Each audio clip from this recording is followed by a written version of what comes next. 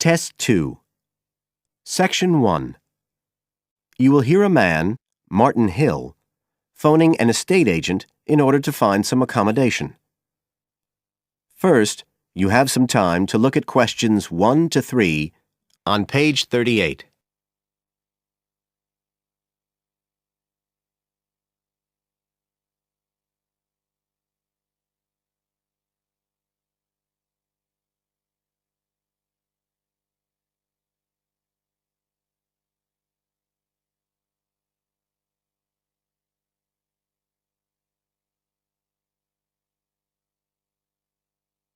You will see that there is an example which has been done for you. On this occasion only, the conversation relating to this will be played first.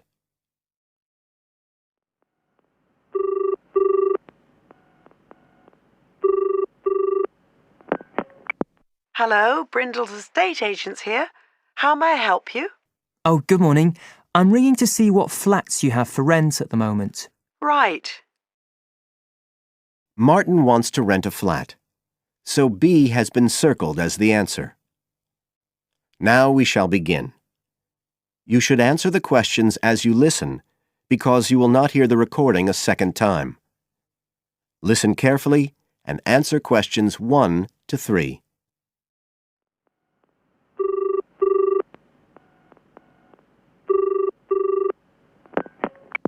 Hello, Brindle's estate agents here. How may I help you? Oh, good morning. I'm ringing to see what flats you have for rent at the moment. Right. Can I start by just taking your name, Mr. Hill, Martin Hill. Right. And are you looking for a flat for yourself or, a family, perhaps? Well, it's for 3 of us, myself and 2 friends. We're going to share together. I see. What about employment? Are you all students? Oh no, we've all got full-time jobs. 2 of us work in the central bank, that's Chris and me, and Phil, that's the other one, is working for Hallam Cars, at the factory about 2 miles out of town. I'll put you down as young professionals then. And I suppose you'll be looking for somewhere with 3 bedrooms? Yeah, at least 3. But actually, we'd rather have a 4th room as well, if we can afford it, for friends staying over and stuff. Is that with a living room to share, plus kitchen and bathroom? Yeah, that sounds good. But we must have a bathroom with a shower. We don't mind about having a bath, but the shower's crucial. OK, I'll just key that in. And are you interested in any particular area? Well, the city centre would be good for me and Chris, so that's our first preference. But we'd consider anything in the west suburbs as well, really. Actually, for Phil, that'd be better, but he knows he's outnumbered. But we aren't interested in the north or the east of the city. OK, I'm just getting up all the flats on our books. Now you have some time to look at questions 4 to 10 on page 39.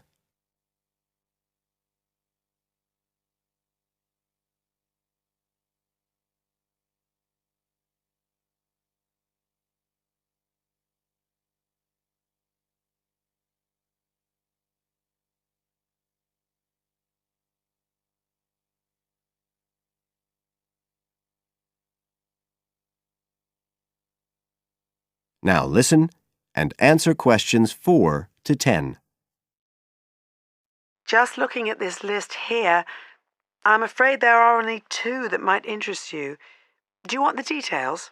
OK, let me just grab a pen and some paper. Fire away. This first one I'm looking at is in Bridge Street and very close to the bus station. It's not often that flats in that area come up for rent. This one's got 3 bedrooms, a bathroom and kitchen, of course, and a very big living room. That sounds a good size for you. So what about the rent? How much is it a month? The good news is that it's only £450 a month. Rents in that area usually reach up to £650 a month. But the landlord obviously wants to get a tenant quickly. Yeah, it sounds like a bit of a bargain. What about transport for Phil? Well, there'll be plenty of buses, so no problem for him to use public transport. But unfortunately there isn't a shower in the flat.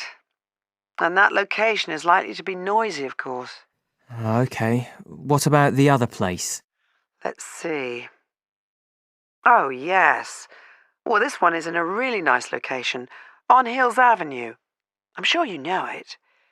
This looks like something a bit special. It's got 4 big bedrooms and, there's a big living room.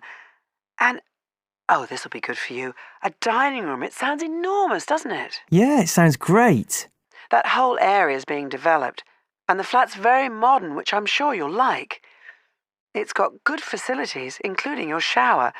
And of course, it's going to be quiet, especially compared with the other place. Better and better. But I'll bet it's expensive, especially if it's in that trendy area beside the park. I'm afraid so. They're asking £800 a month for it.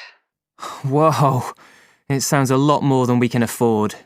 Well, maybe you could get somebody else to move in too. I'll tell you what, give me your address and I can send you all the details and photos, and you can see whether these two are worth a visit. Thanks, that would be really helpful. My address is flat 5.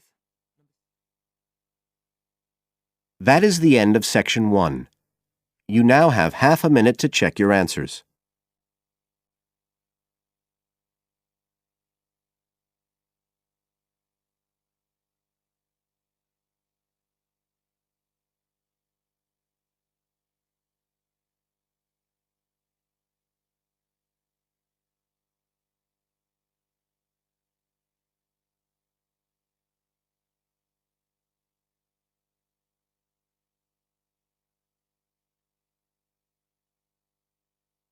Now turn to section 2 on page 40. Section 2. You will hear a tour guide welcoming a group of visitors to the British Library and telling them about the library and what they will see there. First, you have some time to look at questions 11 to 15 on page 40.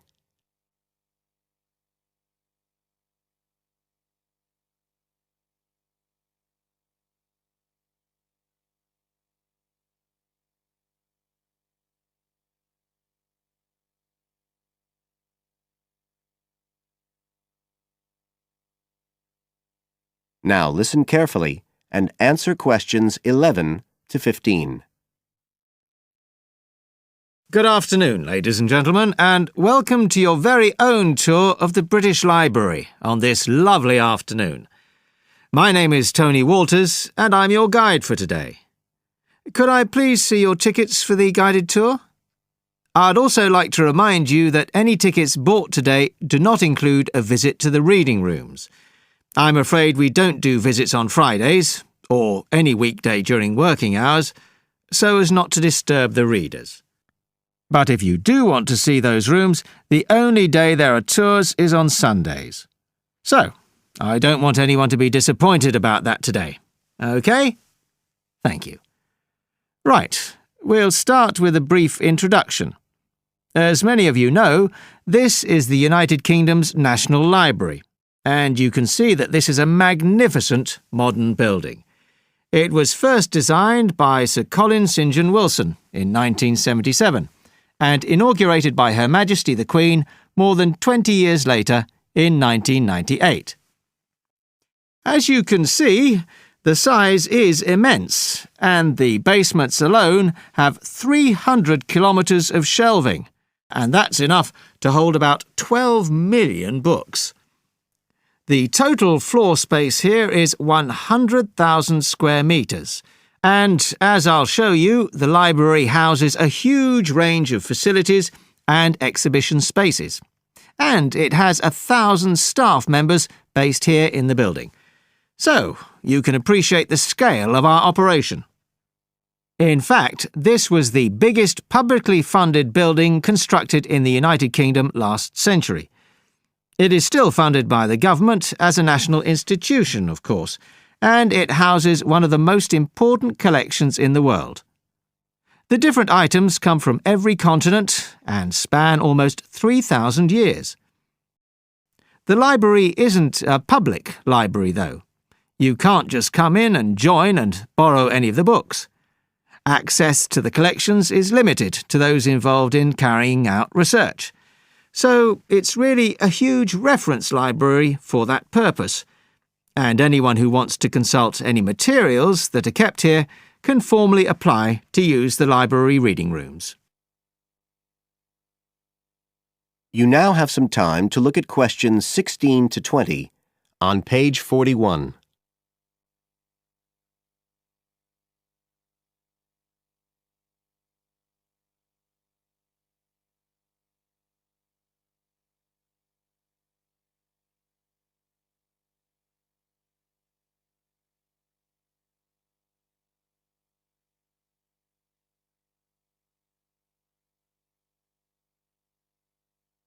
Now listen and answer questions 16 to 20. Right, well, here we are, standing at the meeting point on the lower ground floor, just to the right of the main entrance. I've given you all a plan of the building so that we can orientate ourselves and get an idea of where we'll be going. Now, outside the main entrance, you'll see the wide piazza with the stunning sculpture of Newton. The sculptor was Paolozzi, but it's based on the famous image by William Blake, and it's definitely worth a closer look. On the other side of the piazza from the statue is the conference centre, which is used for all kinds of international conventions. We'll take a quick look inside at the end of our tour. Looking ahead of us now, you'll see that we're standing opposite the staircase down to the basement, where you'll find the cloakroom, and to the left of that, we have the information desk, where you can find out about any current exhibitions, the times of the tours, and anything you need to know, if you don't have a tour guide. As you can see, on this lower ground floor, we also have a bookshop. That's the area over to the left of the main entrance. You'll be free to browse there when we get back to the ground floor. Now, opposite the main entrance on this floor, we have the open stairs leading up to the upper ground floor. And at the top of them, in the middle of the upper ground floor, you can see a kind of glass-sided tower that rises all the way up through the ceiling and up to the first floor. This is called the King's Library. It's really the heart of the building. It was built to house the collection that was presented to the nation in 1823 by the King. You can see it from every floor above ground. When we go up there, you'll find the library's treasures gallery on the left. Can you find it on your plan? That's the exciting one. So we'll be visiting that first, but we'll also take a look at the stamp display situated behind it on the way to the cafe. A lot of people miss that. The cafeteria runs along the back of the floor, and in the right-hand corner, you'll find the lifts and toilets. Always good to locate them. The other main area on that floor is the public access catalogue section, and I'll show you how that operates when we get up there. That is the end of section 2. You now have half a minute to check your answers.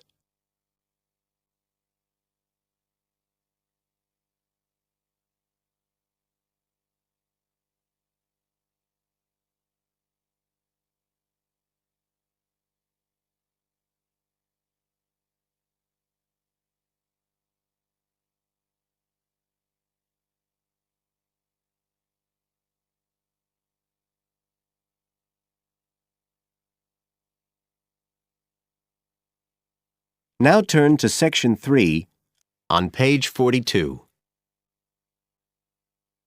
Section 3. You will hear a conversation between a student, Dave, and his tutor about a project that Dave has done about work placements. First, you have some time to look at questions 21 to 25 on page 42.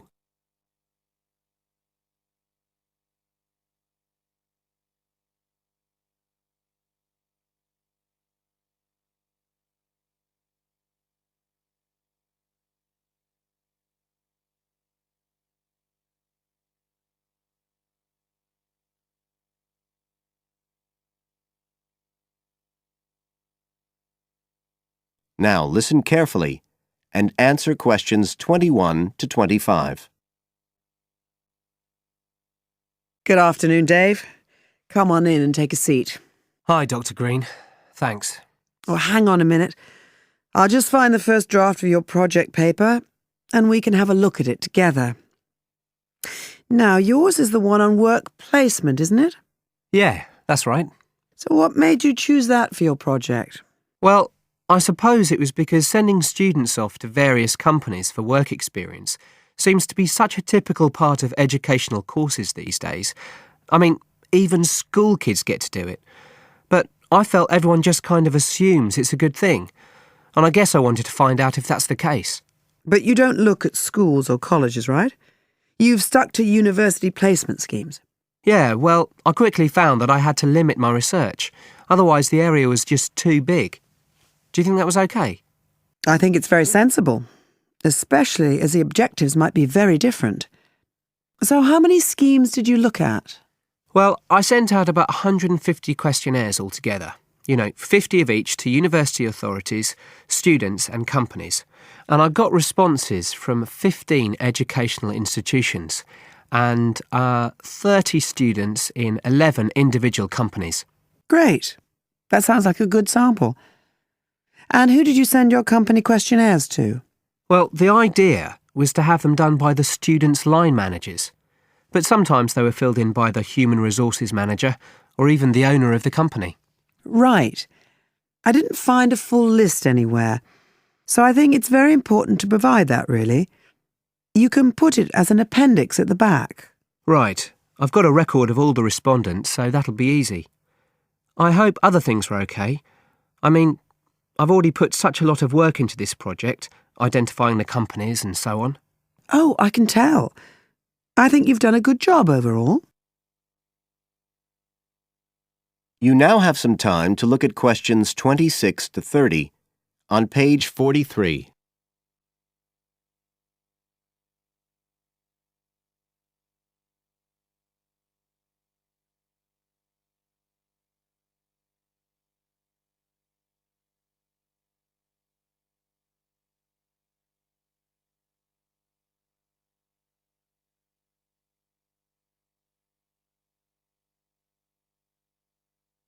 Now listen and answer questions 26 to 30. I thought your questionnaires were excellent, and you'd obviously done lots of background reading. But there were a few problems with the introduction. First of all, I think you need to make some slight changes to the organisation of your information there. At present, it's a bit confused. OK. What did you have in mind? Well, you write quite a bit about work placement in general, but you never explain what you mean by the term. So you think I should give a definition? Exactly. And the introduction is the place to do it. And then, look, you start talking about what's been written on the topic, but it's all a bit mixed up with your own project. So do you think it would be better to have two sections there, like a survey of the literature as the introduction, and then a separate section on the aims of my research? I do. You can include your methods for collecting data in the second section too. It would be much clearer for your reader. Establish the background first, then how your work relates to it. It would flow quite nicely then. Yes, I see what you mean. Anyway, moving on. I like the way you've grouped your findings into 3 main topic areas. Well, it became very obvious from the questionnaires that the preparation stage was really important for the whole scheme to work. So I had to look at that first. And I found a huge variation between the different institutions, as you saw. I was wondering if you could give a summary at the end of this stage of what you consider to be the best practice you found. I think that would be very helpful. Right, I'll just make a note of that. What did you think of my second set of findings on key skills development? For me, this is the core of my whole project, really. And you've handled it very well. I wouldn't want you to make any changes. You've already got a nice final focus on good practice there. Thanks. Right. Now, I think the last part, which deals with the reasons why students don't learn... What, the constraints on learning chapter? Yes, that's the one. I think you need to refer to the evidence from your research a bit more closely here.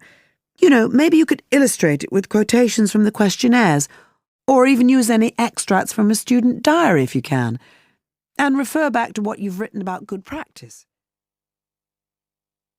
That is the end of Section 3. You now have half a minute to check your answers.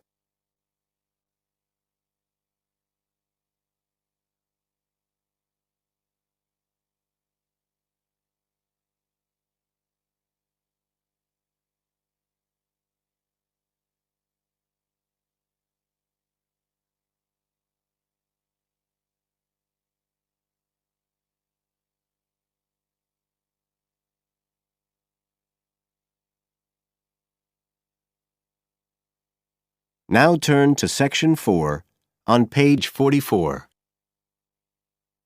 Section 4. You will hear a part of a lecture about learning and bilingualism. First, you have some time to look at questions 31 to 40 on pages 44 and 45.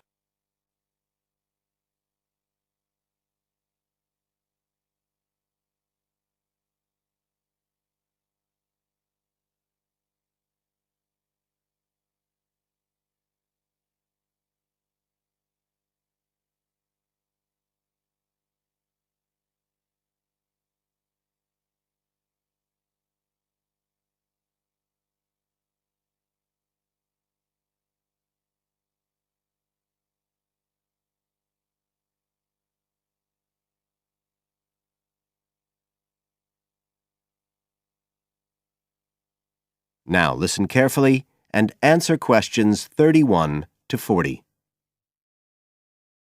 When we look at theories of education and learning, we see a constant shifting of views as established theories are questioned and refined or even replaced, and we can see this very clearly in the way that attitudes towards bilingualism have changed. Let's start with a definition of bilingualism. And for our purposes today, we can say it's the ability to communicate with the same degree of proficiency in at least two languages. Now, in practical terms, this might seem like a good thing, something we'd all like to be able to do. However, early research done with children in the USA in fact suggested that being bilingual interfered in some way with learning and with the development of their mental processes. And so in those days, bilingualism was regarded as something to be avoided, and parents were encouraged to bring their children up as monolingual, just speaking one language. But this research, which took place in the early part of the 20th century, is now regarded as unsound for various reasons, mainly because it didn't take into account other factors such as the children's social and economic backgrounds. Now, in our last lecture, we were looking at some of the research that's been done into the way children learn, into their cognitive development, and in fact we believe now that the relationship between bilingualism and cognitive development is actually a positive one. It turns out that cognitive skills such as problem solving, which don't seem at first glance to have anything to do with how many languages you speak, are better among bilingual children than monolingual ones. And quite recently, there's been some very interesting work done by Ellen Bialystok at York University in Canada. She's been doing various studies on the effects of bilingualism, and her findings provide some evidence that they might apply to adults as well. They're not just restricted to children.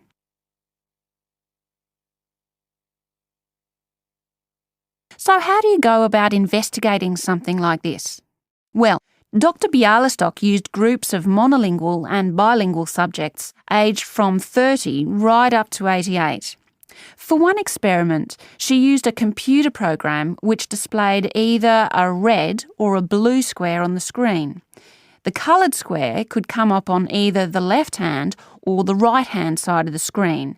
If the square was blue, the subject had to press the left Shift key on the keyboard, and if the square was red, they had to press the right Shift key.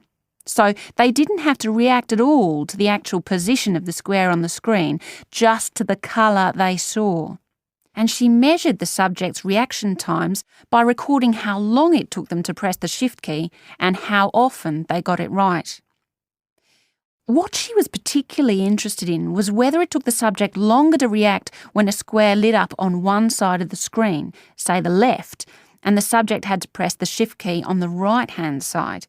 She'd expected that it would take more processing time than if a square lit up on the left and the candidates had to press a left key. This was because of a phenomenon known as the Simon effect, where basically the brain gets a bit confused because of conflicting demands being made on it. In this case, seeing something on the right and having to react on the left. And this causes a person's reaction times to slow down. The results of the experiment showed that the bilingual subjects responded more quickly than the monolingual ones. That was true both when the squares were on the correct side of the screen, so to speak, and even more so when they were not. So, bilingual people were better able to deal with the Simon effect than the monolingual ones. So, what's the explanation for this? Well, the result of the experiment suggests that bilingual people are better at ignoring information which is irrelevant to the task in hand and just concentrating on what's important. One suggestion given by Dr. Bialystok was that it might be because someone who speaks two languages can suppress the activity of parts of the brain when it isn't needed. In particular, the part that processes whichever language isn't being used at that particular time. Well, she then went on to investigate that with a second experiment. But again, the bilingual group performed better. And what was particularly interesting, and this is, I think, why the experiments have received so much publicity, is that in all cases, the performance gap between monolinguals and bilinguals actually increased with age, which suggests that bilingualism protects the mind against decline. So, in some way, the lifelong experience of managing two languages may prevent some of the negative effects of ageing. So that's a very different story from the early research. So what are the implications of this for education? That is the end of Section 4. You now have half a minute to check your answers.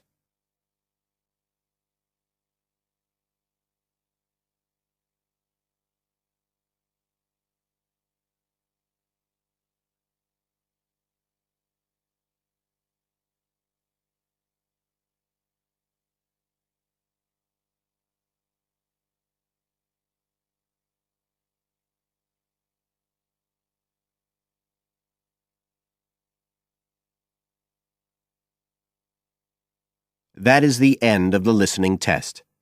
You now have 10 minutes to transfer your answers to the separate answer sheet.